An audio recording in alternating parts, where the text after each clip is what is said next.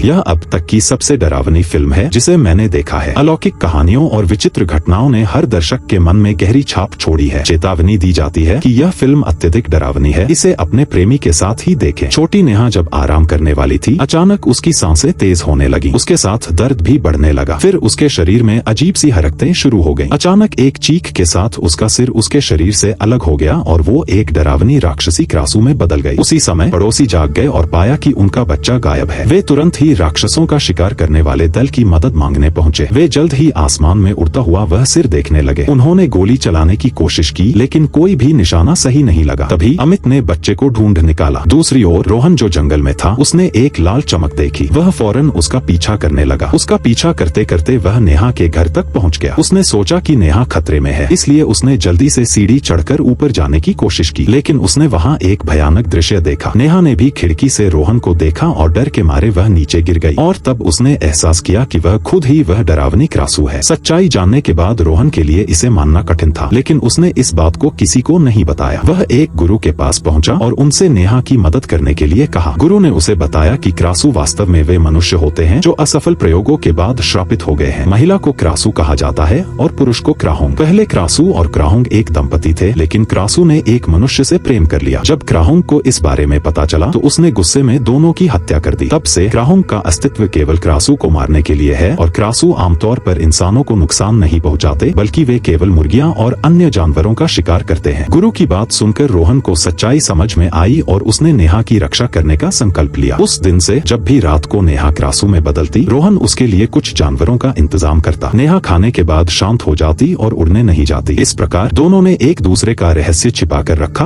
और उनके बीच प्रेम बढ़ता गया। लेकिन एक दिन एक छोटी बच्ची ने गलती से नेहा का बचा हुआ पानी पी लिया और उसमें परिवर्तन होने लगा। जब राक्षसों का शिकार करने वाला दल वहां पहुंचा तो बच्ची का सिर धड़ से अलग हो चुका था। उन्होंने बिना कुछ सोचे समझे क्रासू पर गोली चला दी और उसे मार दिया। अगले दिन गांव वालों ने बच्ची का दाह संस्कार किया और उसके माता पिता से पूछताछ की कि वह बच्ची हाल ही में कहाँ गई थी। जब उन्हें पता चला कि वह अस्पताल गई थी तो उन्हें नेहा पर संदेह हुआ। नेहा ने यह जानने के बाद बहुत पछताया कि वह गलती से बच्ची को नुकसान पहुंचा चुकी है। उसी समय रोहन ने गुरु से सीखा कि एक ऐसी जड़ी बूटी होती है जिसे क्रासू ग्रास कहा जाता है, जो क्रासू के रूपांतरण को रोक सकती है। उस रात दोनों ने चुपके से उस जड़ी बूटी की खोज करने के लिए निकल पड़े। आखिरकार उन्होंने अपने बचपन के घर के पीछे वह जड़ी बूटी पाली। जब वे इसे इकट्ठा कर रहे थे तो सरदार अपनी टोली के साथ वहां आ गया। रोहन ने नेहा से कहा कि वह जड़ी बूटी लेकर पहले चली जाए और वह उन्हें रोकने की कोशिश करने लगा। भागते समय नेहा गलती से उस पुराने घर में पहुंच गई जहां बचपन में वह रही थी। अब नेहा को अपने बचपन की बातें याद आने लगी। जब राक्षसों का शिकार करने वाला दल वहां पहुंचा तो उसे केवल नेहा का सिर विहीन शरीर मिला। वे ध्यान से खोजने लगे, लेकिन उन्हें नहीं पता था कि नेहा अब क्रासू में बदल चुकी थी और उसने अपने तंतु से उन्हें एक एक कर मार दिया। अंत में केवल सरदार और अमित ही बचे थे। सरदार ने गांव वालों को नेहा के क्रासू होने की बात बताई और वे सभी नेहा के घर पहुंचे। लेकिन नेहा सामान्य रूप से बाहर आई और गांव वालों से कहा कि सरदार ने अपनी गंदी मंशाओं के कारण उस पर झूठे आरोप लगाए थे। सरदार यह सुनकर आग बबूला हो गया और उसने अमित से गवाही देने को कहा, लेकिन अमित, जो नेहा को पसंद करता था, ने नेहा का समर्थन किया। अंततः सरदार को गाँव छोड़कर भागना पड़ा, लेकिन वह गाँव छोड़ने के बजाय अमित के घर में छिप गया। अमित, जिसे काटा गया था, उसकी त्वचा सड़ने लगी और उसका शरीर बदलने लगा। असल में सरदार ही क्राहुंग था और जिसे वह काट लेता वह भी खूनी राक्षस बन जाता। दूसरी ओर नेहा हर दिन क्रासू ग्रास खाकर अपने रूपांतरण को रोक रही थी, लेकिन समय के साथ जड़ी बूटी खत्म होने लगी और जंगल में बाकी जड़ी बूटियों को भी सरदार ने जला दिया। अंत में रोहन ने नेहा को गाँव छोड़ने का सुझाव दिया। नेहा ने गाँव छोड़ने से पहले अमित से विदाई लेने की कोशिश की। अमित ने खुद को कंबल से ढक लिया और नेहा से कहा कि वह पहले से ही जानता था कि नेहा क्रासू है, क्योंकि उसने उसे शिकार करते देखा था। नेहा को बचाने के लिए उसने अगले ही दिन राक्षसों के शिकार वाले दल में शामिल हो गया। हर बार जब वह गश्त पर जाता तो वह नेहा को बाहर न जाने की चेतावनी देता। अमित की इस स्थिति को देखकर नेहा भी अपनी गलती पर रोने लगी। रात को गांव वालों ने नेहा के पिता को गांव के मैदान में ले जाकर कहा कि वह वहां रहें और साबित करें कि वह क्रासू नहीं है, लेकिन जड़ी बूटी की कमी के कारण नेहा का रूपांतरण होने लगा। यह दृश्य देखकर गांव वाले भयभीत हो गए। उसी समय क्रासू की उपस्थिति को महसूस कर अमित और सरदार वहां पहुंच गए। अमित ने नेहा का सिर पकड़ लिया और उसे मारने वाला था, लेकिन रोहन समय पर पहुंच गया। रोहन की बात सुनकर अमित ने खुद को संभाला और नेहा का सिर बचाया। फिर सरदार पर हमला कर दिया। दोनों क्राहुंग आपस में लड़ने लगे, लेकिन अमित सरदार का मुकाबला नहीं कर सका और अंत में मारा गया। अब रोहन ने देखा कि गांव वाले नेहा के शरीर को मारने की कोशिश कर रहे थे। वह तुरंत आगे बढ़कर गांव वालों को खदेड़ देता है और नेहा के शरीर को उठाकर भागने की कोशिश करता है, लेकिन सरदार ने उसे पकड़ लिया।